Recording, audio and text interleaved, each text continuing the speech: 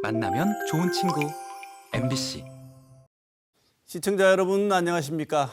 윤석열 대통령 탄핵 심판이 11차 변론을 끝으로 마무리 수순에 접어들었습니다.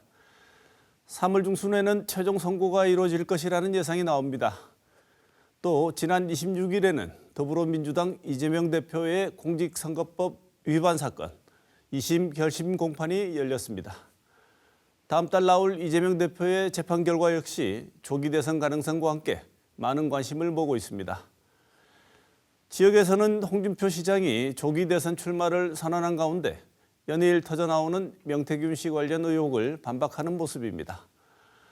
오늘 월간 정치에서는 윤 대통령 탄핵 심판 변론 평가와 함께 조기 대선 준비에 분주한 정치권 상황을 살펴보겠습니다. 오늘 함께하실 두 분 패널 소개합니다. 박재일 영남일보 논설실장 나오셨습니다. 어서 오십시오. 네, 안녕하십니까. 김영권 전 더불어민주당 국회의원 모셨습니다. 어서 오십시오. 예, 안녕하십니까. 네. 비상계엄을 선포합니다. 가결되었음을 선포합니다.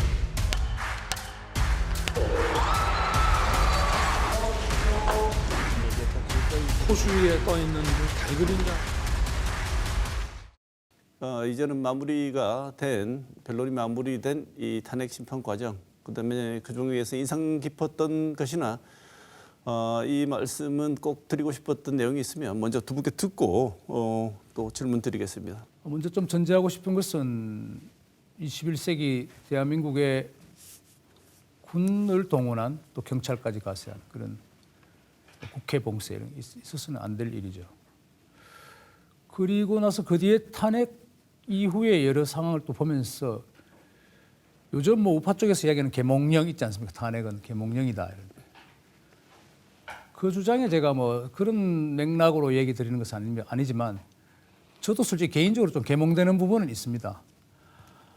원체 많은 사건이 일어나고 그 각각의 단계별로 고민을 하다 보니 저게 과연 어느 쪽이 진실인가, 어느 쪽이 우리 대한민국의 미래에 부합하는 정치적 주장이고 결정인가 하는 그런 고민을 하다 보니 살짝 내 스스로도 그 전에 몰랐던 부분을 조금 계몽되는 부분들이 있다. 다 말씀드릴 수는 없겠지만, 그럼 예를 들면 뭐 윤석열 대통령의 계엄 발동을 찬동할 수는 없지만, 그럼 과연 우리 사회에 반국가 세력이 있는가? 뭐 종북 세력이 있는가? 부정선거를 얼핏 얘기한 것 같지만 그러면 우리가 선거 관리를 제대로 얼마나 해왔는가 하는 그런 질문에 대해서는 뭐 국가에 무슨 대단한 애국심을 가진 사람이 아니더라도 한 번쯤은 생각하고 질문에 답을 하는 그런 그 계기는 됐다 이렇게 생각하고 싶습니다. 네. 이번에 탄핵 심리 과정을 쭉 지켜보면서 저는 헌법 재판관들이 제 눈에 참 많이 들어왔습니다. 심리를 진행하는 재판관들이 제 입장에서는 국민 앞에 서는 공직자의 자세와 태도, 마음가짐이 어떠해야 하는가라는 것이 그 재판관들의 진행 과정과 질의하는 모습 보면 굉장히 때로는 날카롭고 분명하게 질문을 하면서도 굉장히 예의 바르고 겸손하고 그런 모습을 보여줘서 우리 국민들 입장에서는 이 나라에 참 훌륭한 표본들이 많이 있구나 이런 생각을 했고요. 저도 그분들을 보면서 굉장히 감명도 받았고 굉장히 좋았습니다. 네. 네. 마지막 그 11차 변론 할 때 윤석열 대통령 최후진술이 있었습니다. 직무 복귀하면 개헌과 정치개혁 추진에 나서겠다 이런 얘기를 했던 것 같은데 이 최후진술을 어떻게 보시는지요? 김영권 의원 어떻게? 바람과 너무나 동떨어진 예상한 대로였다. 이때까지 대통령은 사실 많은 사례에서 진실하지 않았죠. 정말 시중에 입벌구라는 얘기가 있을 정도로 굉장히 많은 말들이 거짓으로 점철되어 있었고, 그런데 이번에 최후 진술에서도 본인이 정작 무엇을 잘못했고 국민에게 어떤 사과를 해야 되는지 진실되게 얘기하지 않았습니다.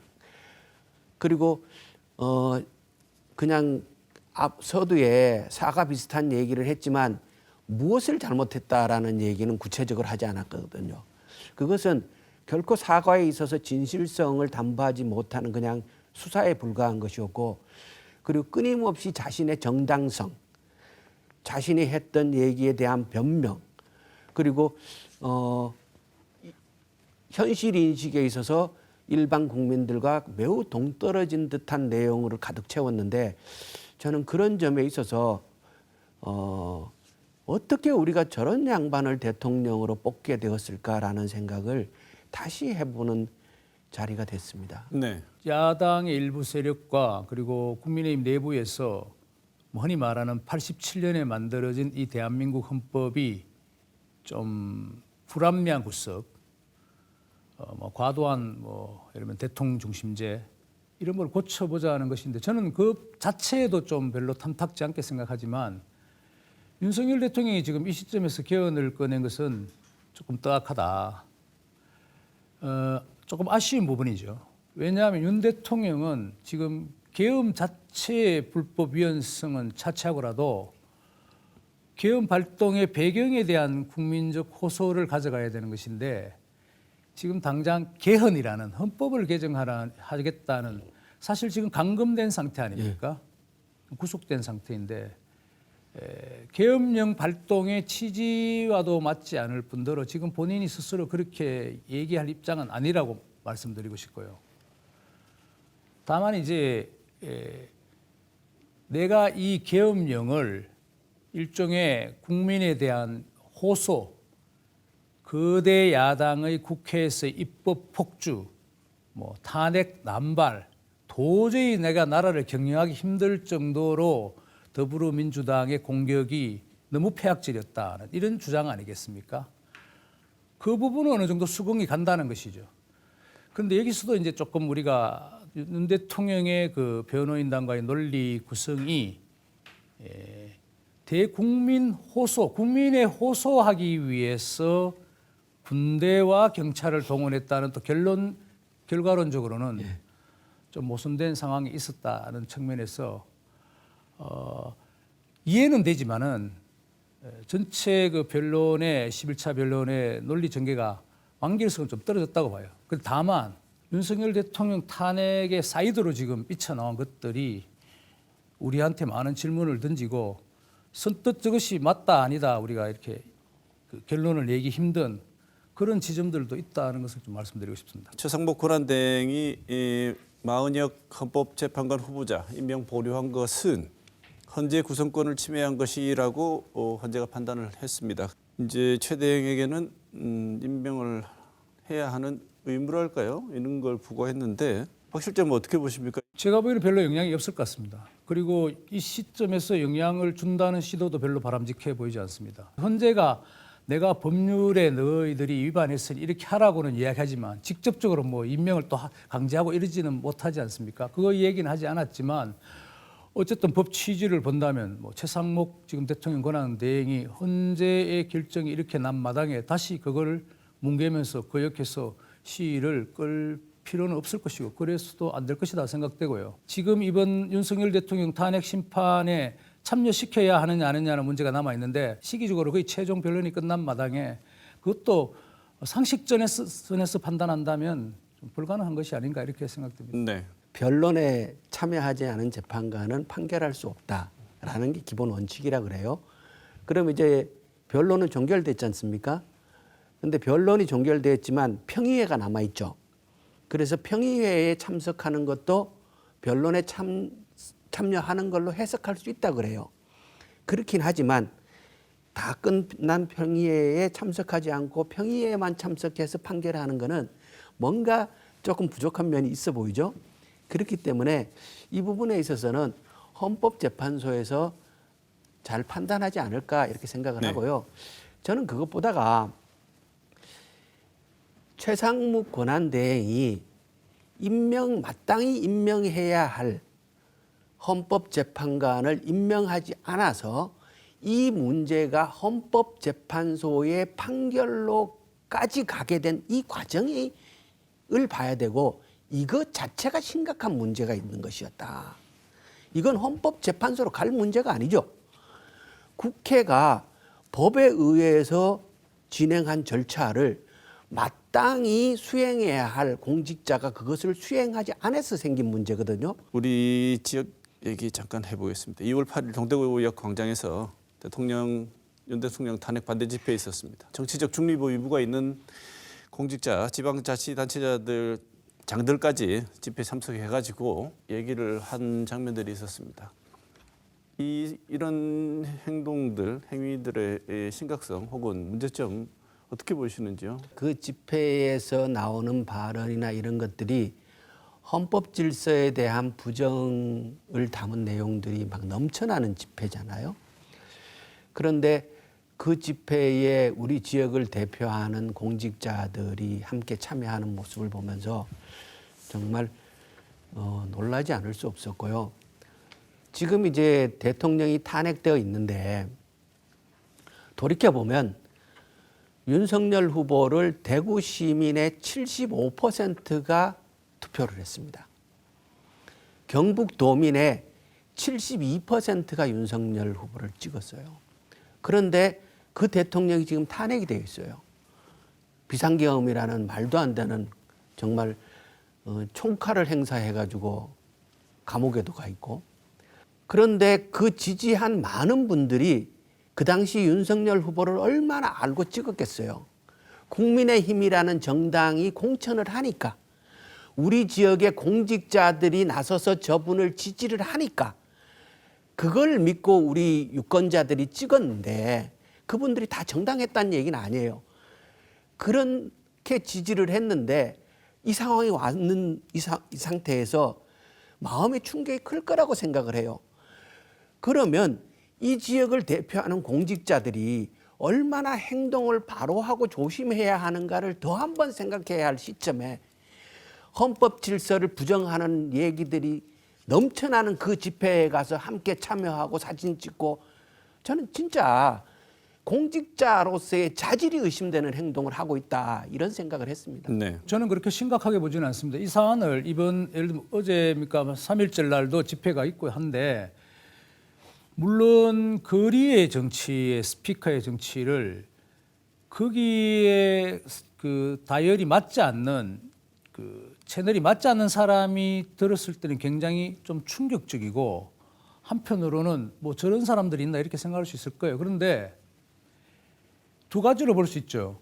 첫 번째는 거리의 정치가 횡행한다는 것은 그만큼 제도권 정치가 국민 각 개인이 내 마음속에 품고 있었던 말을 누군가 속 시원하게 대변해 주지 못했다, 아니면 뭐 잘 합의를 해서 정치가 잘 돌아가지 못했기 때문에 나타난 현상일 수 있지 않겠습니까? 그런 측면에서는 뭐 이건 또 교과서적인 이야기일 수도 있습니다만, 뭐 정치인 모두가 좀 반성해야 된다는 것이고, 나머지 또 하나 마지막 말씀드릴 것은, 거리의 정치라는 것이 그렇게 또 나쁜 측면만 있는 건 아니에요. 자, 우리가 말로 하는 것이 중요하지, 정말로 우리가 총이나 칼을 들고 화염병을 던지면 나라가 어떻겠습니까?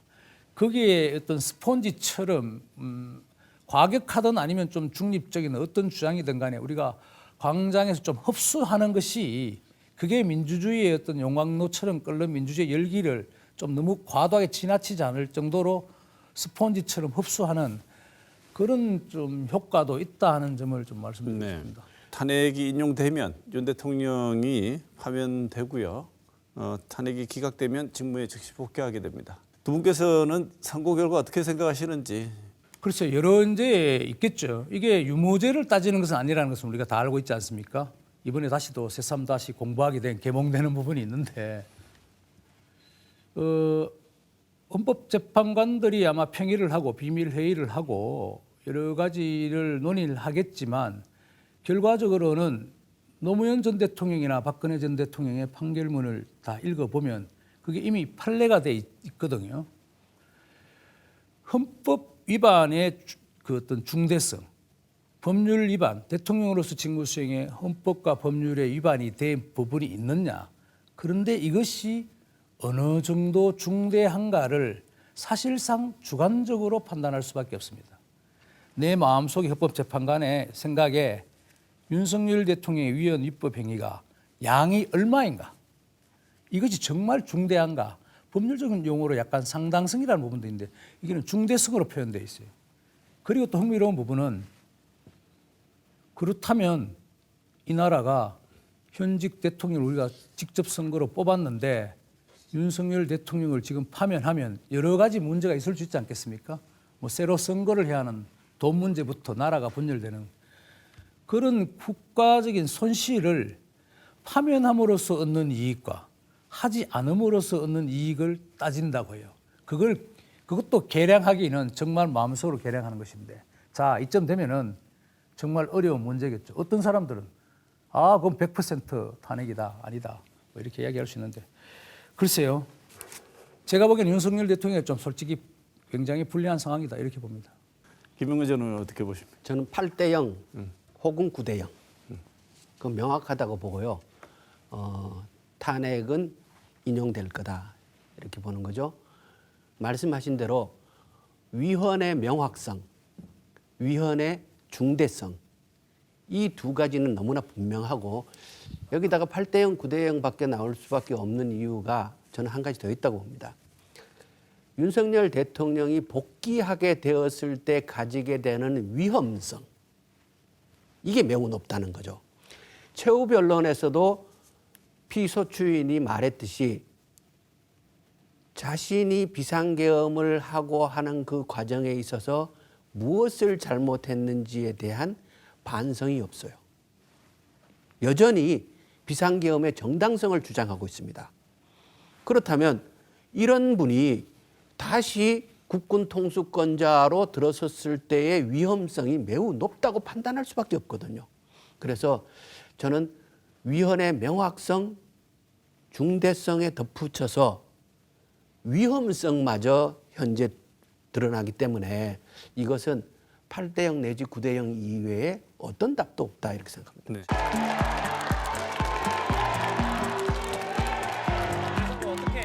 자, 이제 말씀드려도 되겠죠? 서로를 인정하고 다음 주제 한번 살펴보겠습니다. 이재명 더불어민주당 대표 공직선거법 위반 혐의로 2심 재판이 검찰 구형을 끝으로 마무리가 됐는데요. 유무죄에 따라서 조기 대선 전국에서 어떤 영향을 가져올지 두 분 말씀을 들어보죠. 항소심을 빨리 진행해서 3월 26일 날 판결하는 걸로 이렇게 발표가 됐는데 저는 이건 참 잘했다. 우리가 이제 곧 있게 될 대선 전국이나 여러 가지로 봐서 명확하게 결론을 짓는 것은 매우 좋다 이렇게 생각을 하고요.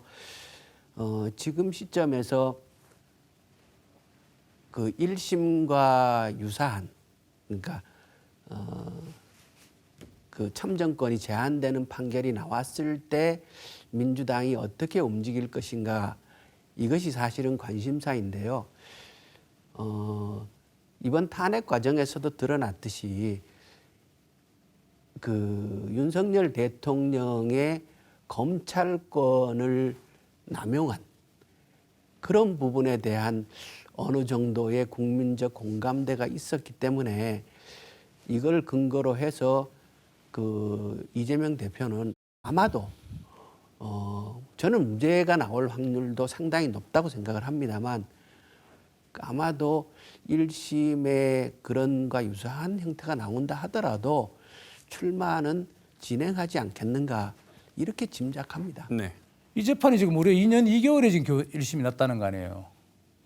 완전 사법부가 어쨌든 뭐 재판을 차라리 무슨 뭐 아예 사건이 안 된다고 하든가 이걸 끌어서 왔어. 물론 이재명 대표도 재판을 끈 요인이 있지만 지나치게 국민적인 혼선을 이게 만들었다는 거.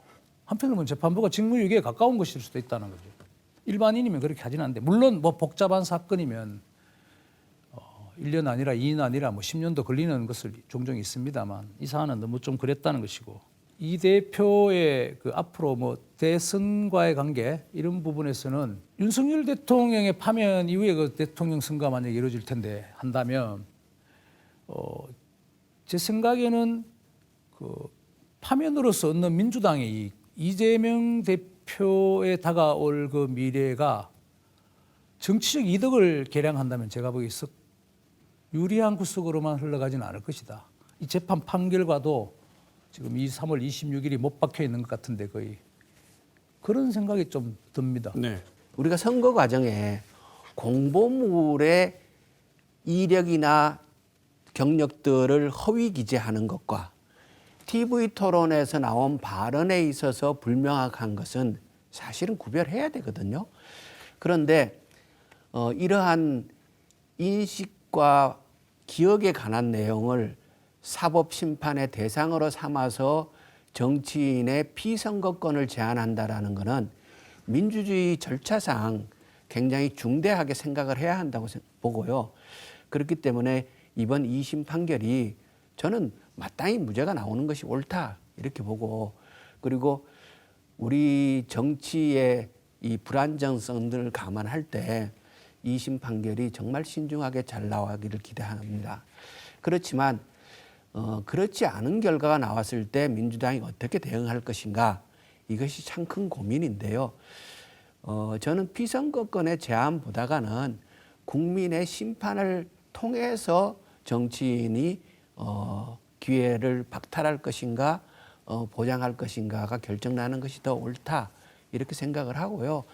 그리고 더더구나 탄핵이라는 반복된 두 번째 탄핵이 됐지 않습니까? 이후에 대선을 하고 인수위 없이 정권이 들어서게 되는데, 그렇게 되었을 때 정권이 굉장히 불안정한 요인들을 많이 가질 겁니다. 그 부분에 있어서는 만일에 이재명 대표가 대통령이 된다고 할 때 그의 문제 때문에 전국이 더 불안하다 이렇게 보기보다는 우리 국민들이 다 함께 이러한 연거푸 탄핵 이후의 정권이라는 것을 인식하고 그런 불안정성을 헤쳐나가기 위한 노력을 함께 해야 하지 않는가, 여야 할 것 없이 그런 생각을 합니다. 만약 이재명 대표가 유죄가 났다. 국민이 지금 뭘 소비자로서 정치 소비자로서 다음 대통령 후보를 선택하든가 각 당별로, 그리고 아니면 최종 본선에서 대통령을 선택하는데 굳이 뭐 선거법 위반에 대통령 자격이 있니 많이 하는 사람을 하자가 있는, 우리가 슈퍼마켓에 갔을 때 구태여 하자 있는 뭐 그 보관식품이 지난 것을, 유효기간이 지난 것을 굳이 선택합니까? 뭘 할 수도 있겠죠. 내가 돈을 아끼기 위해서 누구 말 맞다나. 그러나 그 퍼센트가 있을 것이라는 것이죠. 그런 측면에서 민주당으로서는 굉장히 딜레마인 상황이 올 것이라는 것이고, 이재명 대표의 체제가 워낙 강고하기 때문에 그러한 2심 판결이 유죄임에도 불구하고 강공 드라이브로 마이웨이 할 가능성이 높지만, 임종석 전 비서실장처럼 이렇게 이야기하는 사람들이 만약 나선다면 민주당으로서는 한 차례 굉장히 짧은 시간 안에 수습하기 어려운 혼란도 빚어질 가능성이 있다 이렇게 생각합니다. 네. 이재명 대표 요즘 뭐 행보 보면 아주 정말 광폭 행보를 하고 있습니다. 그럼 심지어 너무 제가 볼 때는 이렇게 광폭이어도 되나 싶은 행보도 있었는데요. 정당의 정치적인 어떤 정체성을 본인이 중도 보수 정당이다, 우리는 원래 그랬다라고 얘기를 하면서 논란이 있었습니다. 중도 보수론 어떻게 보시는지요, 박재일 시장님? 지금쯤 그렇게 본인이 얘기할 전략적으로 할 수 있겠죠. 많은 사람이 평가하듯이 자신을 중도 보수라는 우리가 의자에 앉는다면 자기가 딱 가운데 앉아서 이쪽 우측을 잡고 국민의힘을 뭐 거구 쪽으로 모는 전략 아니겠습니까? 그리고 본인은 뭐 좀 실용주의 뭐 이렇게 먹사니즘, 제가 보기엔 약간 박정희 전 대통령이 좀 생각나요. 뭐 무조건 잘 살게 하겠다, 잘 사는 것이 중요하지 않느냐, 잘 먹고 잘 사는 것이, 이런 관점이다 하는 측면에서는 좀 박 대통령이 약간 살짝 생각나기는 하는데, 뭐 알다시피 어쨌든 이재명 특유의 기회주의적이다 뭐 이렇게 이야기하시는 분들도 있잖아요. 뭐 실용주의와 기회주의의 대결인데 이념적인 정치적인 성향의 틀을 자꾸 이렇게 잘못 이렇게 교정하다 보면은 나중에서 좀 번복이나 설명하기 어려운 국민들이 그냥 평상시에는 정책적인 문제에 대해서 막 넘어가요. 속아 넘어가지. 그렇지만 우리가 탄핵 정부에서 보듯이 정치에 몰입하고 특히 대통령 선거가 벌어지면 굉장히 더 몰입하거든요. 그러면 앞뒤가 맞지 않는 얘기들이 이제 언론이나 뭐 상대 진영에서 공격이 나올 텐데 그런 측면은 이재명 대표가 조금 주의해야 할. 예를 들면 당장 민노총에 가서 뭐 여러 상법이나 여러 가지 뭐 상속세 문제를 얘기했는데 민노총에 가서는 아이 뭐 너무 걱정하지 마시라 그런 일 없을 것이다 이런 취지의 이야기를 했잖아요. 그러면 앞뒤가 안 맞는 것인데 여러 군데 가서 좋은 이야기를 덕담을 하는 것은 좋지만 실용적으로 그것이 부메랑이 될 수도 있는 상황이라 뭐 저보다 더 잘 알겠죠 민주당에서는. 네. 저는 최근에 이재명 대표가 중도 보수를 표방한 것은 그분의 평소 성정과도 크게 차이 나지 않고 또한 지금 대한민국 시점에 매우 필요한 입장 표명이었다 이렇게 바라보고요. 왜냐고 하면은 지금 나라 경제 자체가 너무 어렵고 최근 발표되는 자료에 따르면 경제 성장률이 급락하고 있는 거예요. 이대로 가다가는 언제 마이너스 성장하는 시대가 될지 모르는 상황이기 때문에 책임 있는 정치인이라면은 어떻게 성장의 불을 다시 지필 것인가가 1차적인 관심이 되는 것이 마땅하고 그래서 아무래도 성장과 분배라는 측면에서 보면 성장은 보수 우파 쪽의 주제잖아요. 그런데 이재명 대표가 성장을 우리의 주요 과제로 가져오겠다.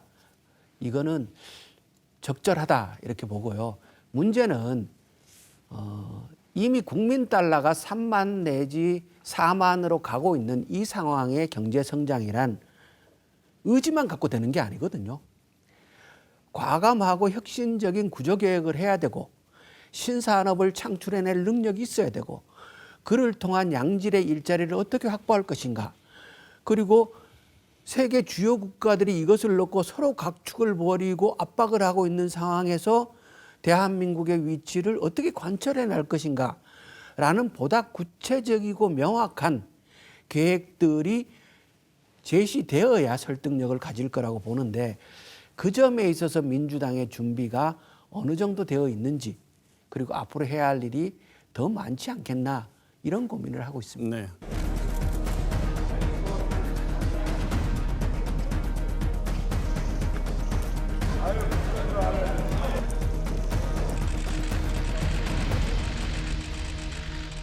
지역에서 홍준표 시장이 출사표를 던지고 본인의 페이스북에 내가 대선에 진입을 실제로 후보로 진입하게 경선 과정에서도 이미 던진다고 하셨던 것 같은데요. 네. 시장 사퇴를 하겠다고 얘기를 했던 것 같은데 대선에 참여하는 과정에서 명태균 게이트가 어떤 영향을 미칠 거라고 보십니까? 윤석열 대통령도 마찬가지지만 정치인이 공직자가 국민의 앞에서 거짓말을 하면 안 된다. 이건 정말 지켜야 할 기본이다 이렇게 생각을 하는데요. 우리 홍준표 시장님도 명태균 씨와의 관계에 있어서 계속 발언이 바뀌거든요. 저는 홍준표 시장이 반성해야 된다고 생각을 합니다. 그리고 지금 명태균 게이트가 계속 새로운 사실들이 나오고 있는데 주요 내용은 그거지 않습니까? 윤석열 대통령과 김건희 여사가 공천에 얼마나 개입했는가가 지금 관심사인데 국회에서 명태균 특검법이 통과되었음에도 불구하고 지금 이제 여당에서 극렬하게 이렇게 반대를 하는데 이미 그러한 일이 있었다면 그것은 결코 감춰질 수 없을 것이기 때문에 이 사안이 가질 파급력은 이후에 굉장히 크게 번질 것이다 이렇게 보고 있습니다. 네, 홍 시장도 타격 입을 가능성이 있다고 예. 보십니까? 박지일 실장님 어떻게 보시는지요? 전 김영건 의원님이 이제 모두에 말씀하신 정치인은 거짓말을 예. 하지 않아야 한다. 그 부분은 이런 스캔들이 있는 사안에서는 정치인들이 정말 조심해야 될 게 그 부분이에요. 그 사안보다는 그 다음 일 처리를 하는 과정에서 거짓말 이런 것이 드러나서 이제 이게 사달이 나는 거잖아요. 그건 맞는 말씀입니다. 그리고 굉장히 정치인들이 여기에 자기 이름이 오르내리는 분들은 그걸 유념해야 될 것 같아요. 다만 저는 또 하나 이거에 말씀드리고 싶은 게 지금 명태균 씨가 만약에 김건희 여사와 윤석열 대통령 부부에 대한 일대 타격을 가했다고 치죠. 그리고 다음 대선 후보자도 나올 사람들도 거의 뭐 주저앉힌다 내가 뭐 이런 건데 아니 그러면은 논리가 좀 안 이 사람이 뭐 대한민국에 지금 모든 거를 좌지우지한다는 건데 그 자체가 제가 보기엔 조금 믿기 힘들어요. 브로커는 브로커이거든요. 이런 상황에 너무 매몰돼 버리면 우리가 정말 국가적으로 중대한 일들을 놓치기 쉬울 것이다 이런 생각이 네. 듭니다. 이 명태균 특검법 뭐 열심히 진행해서 본회의 처리됐습니다.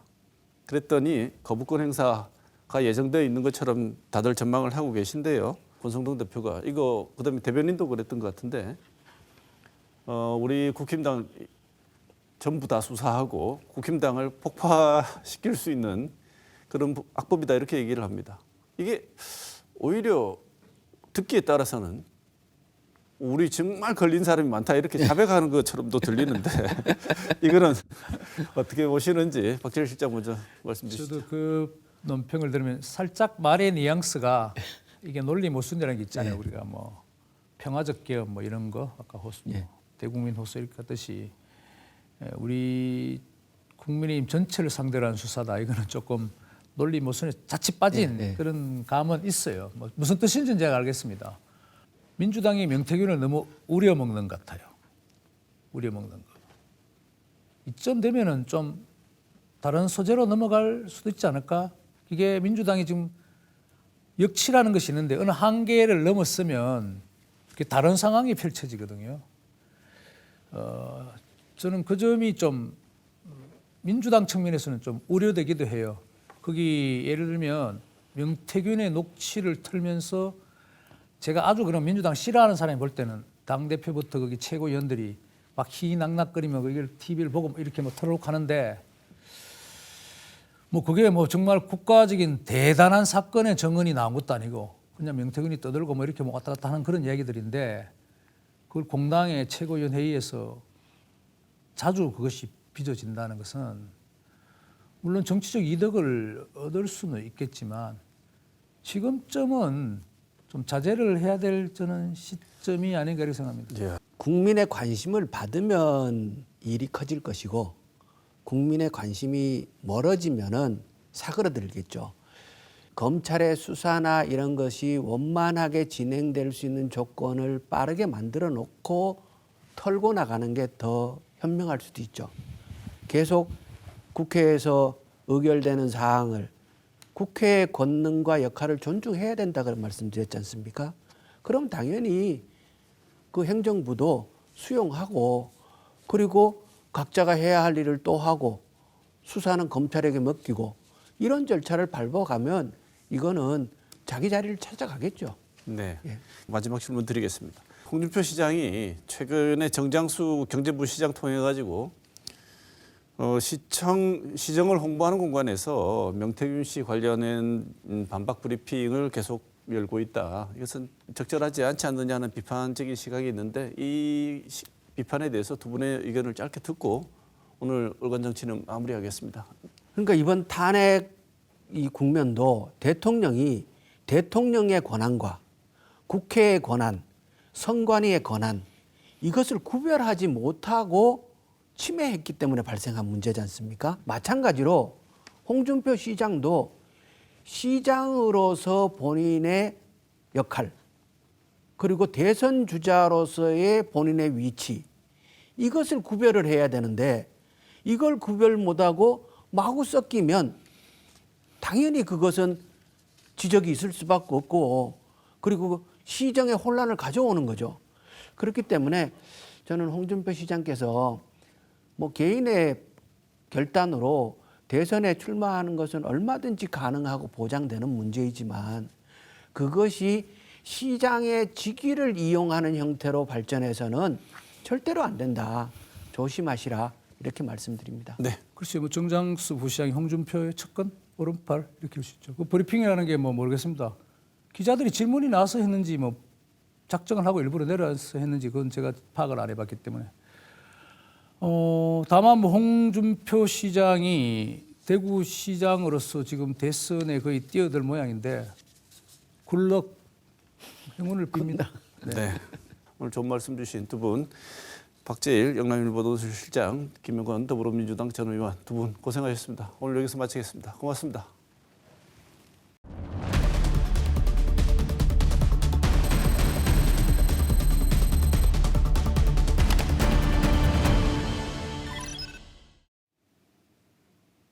지난 한 주간의 중요 이슈를 살펴보는 시간 뉴스온입니다. 오늘도 보도국 김문혜 기자 나와 있습니다. 어서 오십시오. 안녕하십니까? 예, 첫 소식 먼저 전해주시죠. 네, 첫 소식은요. 윤석열 대통령 탄핵 심판에 가려져 있긴 합니다만 이 4.2 재보궐선거가 이제 한 달 앞으로 다가왔습니다. 다만 인용을 결정하는 탄핵 심판 선고가 3월 12일 이전에 나면요. 일정이 좀 바뀔 가능성이 있기는 합니다. 네, 우리 지역 포함해서 22명을 다시 선출한다지요?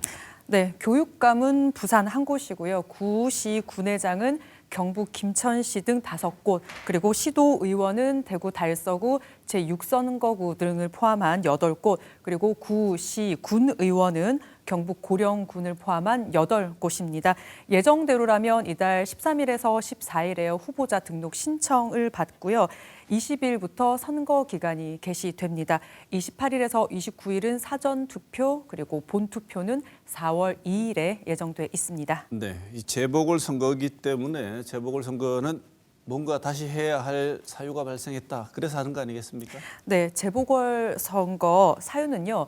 당선 무효가 가장 많습니다. 우리 지역 위주로 좀 사례를 살펴보면요. 경북 김천시 같은 경우에는 김충섭 국민의힘 전 소속 시장이 2022년 지방선거를 앞두고 2021년에 설과 추석 명절 즈음에서 이 선거 구민들에게 현금과 술 등을 제공한 혐의로 선거법 위반 혐의로 징역 2년에 집행유예 3년이 확정이 돼서 시장직을 잃었습니다. 그리고 대구 달서구 제6선거구를 지역구로 하는 대구시의원의 경우 이 전태선 전 의원이 역시 국민의힘 소속인데요. 2022년 지방선거를 앞두고 이 지역구 주민들에게 이 금품을 제공한 혐의로 이 벌금 400만 원을 선고받아서 의원직을 잃었습니다. 네, 이런 재보궐선거에 대해서 정치권이 본인들 책임이 좀 있으면 무공천하겠다 이런 얘기를 하지 않습니까? 네네. 그런데 실상 그렇지 않다지요? 귀책 사유가 있는데도 이 경선을 통해 후보를 내기로 한 게 앞서 말씀드린 김천시장입니다. 예비 후보들의 경쟁이 엄청 치열했는데요. 최근에 배나코 전 김천시 의회 의장을 후보로 확정을 했습니다. 다른 지역 사례를 좀 보면요. 국민의힘 소속 전 문헌일 구로구청장이 자신이 소유하고 있는 회사에 170억 원 상당의 주식을 당선이 된 이후에 백지 신탁하라고 결정을 했는데요. 여기에 불복하면서 자진 사퇴했습니다. 이때도 이 공익보다 사익을 우선한다면서 비판을 정말 많이 받았거든요. 그래서 이 지역구에만 국민의힘이 책임이 있다면서 무공천을 확정을 했습니다. 하지만 국민의힘 소속 단체장의 귀책 사유로 이 재보궐선거가 이루어지게 된 거제 그리고 아산시장에는 후보를 확정했습니다. 더불어민주당도 이병로 전 담양 군수가요 당선 무효형이 확정되면서 재보궐선거가 치러지는데 담양 군수에도 후보를 내기로 했습니다. 거대 두 정당이 공이 지키지 못할 약속하고 약속을 안 지키고 있는데 그 속내는 보면 아무리 그렇다고 하더라도 우리 텃밭에서 텃밭을 내줄 수는 없지 않냐 이런 의미가 있을 것 같은데요. 이번 재보궐선거가요. 내년 지방선거 그리고 가깝게는 만약에 조기 대선이 이루어진다면 이 조기 대선에서 민심을 볼 수 있는 풍향계다. 전초전이다. 이렇게 인식을 하고 있습니다. 재보궐선거에는요. 비용이 많이 듭니다. 이번에 우리 대구 경북 지역에서 이루어지는 재보궐선거 같은 경우에도요. 모두 28억 5,800여만 원의 비용이 듭니다. 이 비용은요. 모두 해당 지자체가 부담을 해야 되는데요. 나가지 않아도 될 돈을 해당 지자체가 부담을 하는 거고 이건 모두 우리의 세금이 드는 일입니다. 잘못에 대한 책임과 대가가 공당이 지는 게 아니라 유권자에게 부과를 하고 있는데요. 이런 행태를 근절하기 위해서는 말 그대로 유권자들이 매를 좀 들어줘야 될 것 같습니다. 네, 여러 번 말씀드리지만 정치권을 비판하고 심판하는 가장 강력하고 실질적인 방법 하나밖에 없습니다. 투표밖에 없습니다. 네, 다음 소식 전해주시죠. 네, 오는 4일부터 이 초중 고교도 새 학기가 시작되는데요. 인공지능 AI 디지털 교과서 도입이 여전히 논란입니다. 이 채택률 98.8%, 이 숫자가 상징적인 것 같습니다. 네, 정확하게 교육 현장에 어떤 게 도입된다는 것입니까? 네, 요즘 집에 자녀가 있는 분들은 아시겠지만 요즘에도 이 태블릿 같은 것으로 아이들이 공부를 하기도 하는데요. 이 AI 디지털 교과서는 말 그대로 인공지능이 탑재된 디지털 교과서입니다. 학생 개개인의 특징과 이 진도를 파악을 해서 이 각기 다른 콘텐츠, 학습 콘텐츠를 제공을 하고요. 학습 성향이나 취약점 같은 것들을 분석을 하고 정보를 축적을 해서 해결 방안을 제시하는 것이 특징으로 내세워지고 있습니다. 또 교사들 채점 같은 것도 대신해주기 때문에 교사들의 업무 경감도 된다 이렇게 되는데요. 사교육비를 낮춘다, 미래 인재 양성을 하겠다라는 취지로 세계 최초 도입이라고 교육부가 강조를 했습니다. 하지만 2024년 12월 26일에 AI 디지털 교과서를 교과서가 아닌 교육 자료로 좀 지위를 낮추는 초등교육법 개정안이 야당 주도로 통과를 했고요. 최상목 권한대행이 거부권을 행사하면서 일단은 교과서 지위를 유지를 하면서 올해 도입을 하기로 했는데 올해는 도입 첫 해는 채택을 학교 자율에 맡겼습니다. 채택률이 지역마다 다르지요? 네, 교육부가 지난 17일을 기준으로 AI 교과서 채택률을 발표했는데요. 32%로 학교 10곳 중 3곳이 채택한 것으로 나타났습니다. 대구가 98%로 가장 높고요. 그리고 강원 49%, 충북과 경북이 45%, 경기, 제주 44% 순으로 높았습니다. 교육부가 있는 세종은 8%, 전남 9%, 서울도 24%에 그쳤습니다. 이른바 보수 교육감이 있는 곳은 채택률이 높고 진보 성향 교육감이 있는 곳은 희한하게 낮은 성향을 보였네요. 보수 성향 교육감들은요, 좀 적극 독려를 한 것으로 알려졌고요. 또 진보 성향 교육감들은 좀 신중해야 한다는 의견이 많은 것으로 전해졌습니다. 그리고 지금 대구가 AI 교과서 관련해서 좀 시끄럽습니다. 정교조와 대구 교사노조 등 지역 5개 교원단체가요, 280여 명의 초중 고교 교사를 상대로 AI 디지털 교과서 자율 선정과 관련한 설문조사를 진행을 했는데 60% 응답자의 60%가 이 자율 선정에 대한 안내를 받지 못했다고 답변을 했습니다. 정교조는 강은희 대구 교육감이 각 학교에 자율이라는 문구를 공문에서 빼고 보내는 등 압력을 가한 정황이 있다며 이 직권 남용 혐의로 경찰에 고발하겠다고 기자회견을 통해서 밝혔습니다. 이에 대해서 이 대구 교육청은요, 에듀테크 도구를 활용한 이 수업은 이제 일상화돼 있는 상태다. 그리고 교육부가 발표를 했던 2년 전부터 꾸준히 대구시는 준비를 해왔다. 초등학교 3학년부터 고1까지 1인 1 스마트 기기가 보급이 돼 있는 상태고 과사용과 역기능 방지를 위해서 많은 시스템과 프로그램을 준비했다. 그런 차원에서 채택률이 높은 것이라면서 좀 쏟아지는 비판에 억울하다. 이런 입장을 나타내기도 했습니다. 네, 교육감들도 이렇게 온도차가 있습니다만, 그러니까 교사나 학부모들의 우려도 만만치 않은 것 같습니다. 네, 교육부가 지난 2023년에요, 이 초중고 자녀를 둔 학부모들을 대상으로 설문조사를 했는데요. 이 더불어민주당 정을호 교육위 의원이 발표한 자료에 따르면요, AI 디지털 교과서 효과와 관련한 9개 항목 중에서 8개 항목에서 부정적인 응답이 높았다고 합니다. 특히 좀 자세히 볼 거는요. 가뜩이나 요즘 집에서 이제 핸드폰 그만 봐라 뭐 이런 얘기 많이 하시는데요. 요즘에 아이들 디지털 기기 너무 과다 사용이 문제가 되고 있는데 학부모들 대다수가 디지털 기기 과의존 문제의 우려를 크게 나타냈습니다. 그리고 이 교사와 학생 간의 소통도 긍정적인 영향보다는 좀 저해할 거다. 부정적인 응답이 더 많았습니다. 앞서 이명박 정부 당시에 스마트 교육이라고 2013년에 도입을 예정을 했던 네. 디지털 교과서 무산됐습니다.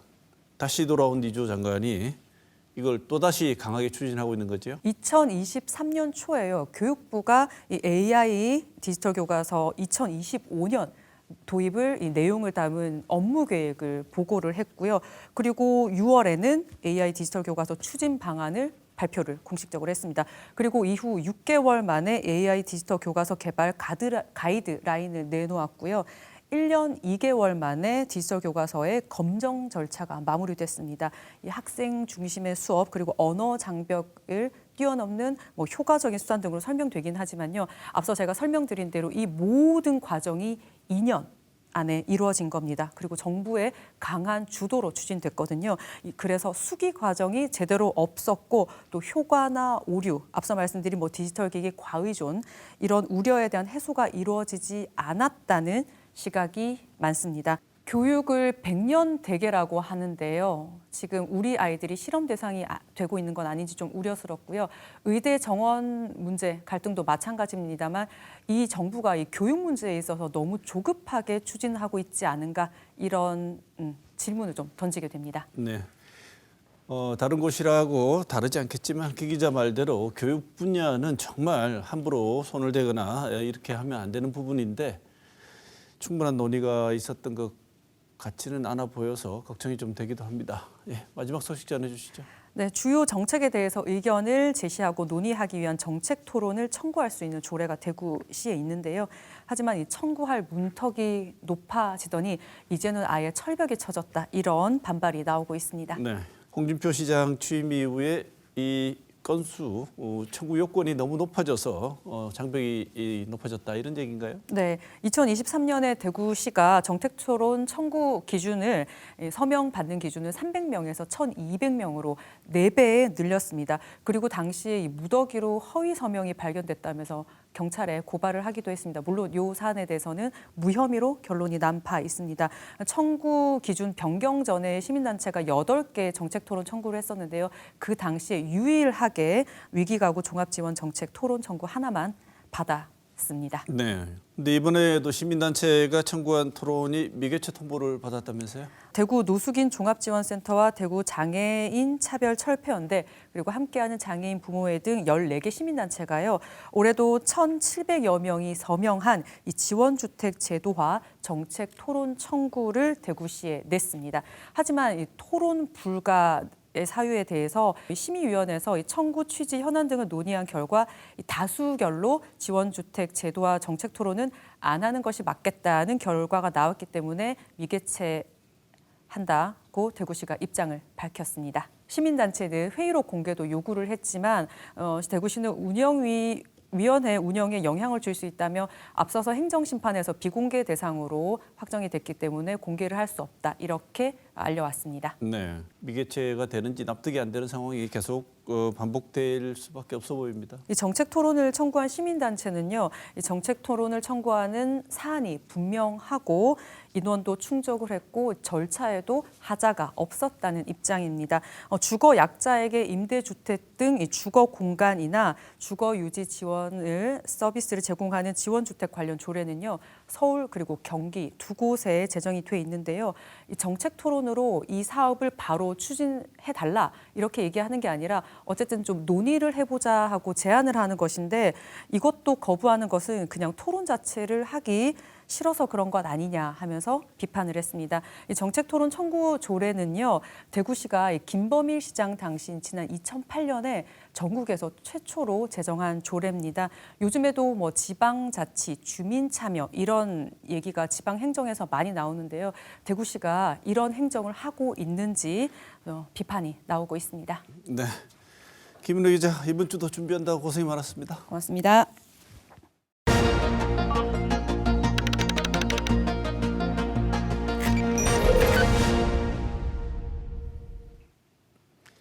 윤석열 대통령은 본인 탄핵 심판의 최후 진술에서 자신의 생각을 상세히 밝히면서도 헌재 결정에 대한 승복 의사를 밝히거나 지지자들에게 당부하지도 않았습니다. 대통령은 헌재가 어떤 결론을 내리든 이를 존중하고 승복하겠다는 입장도 함께 밝혔어야 했습니다. 또 탄핵에 찬성하고 반대하는 양쪽 국민에게도 같은 당부를 해야만 합니다. 그것이 국민 통합을 책임져야 할 국정 최고 지도자로서 최소한의 도리일 것입니다. 민주주의는 다양한 의견과 이해관계가 충돌하는 체제입니다. 이러한 갈등은 투표, 토론, 법적 절차를 통해 해결되며 최종적으로는 결과에 대한 승복이 필요합니다. 그래서 승복은 단순히 패배를 받아들이는 것이 아니라 다음 기회를 준비하는 자세를 의미하기도 합니다. 패배한 측은 결과를 수용하면서도 다음 선거나 토론을 통해 자신의 의견을 다시 주장할 기회를 가질 수 있습니다.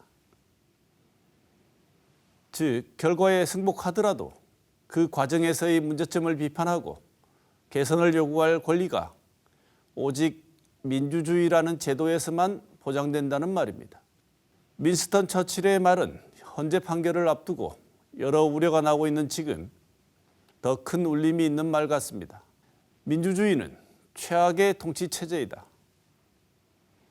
지금까지 시도한 다른 통치 체제들을 제외한다면 말이다. 이번 주 시사호는 여기서 마치겠습니다.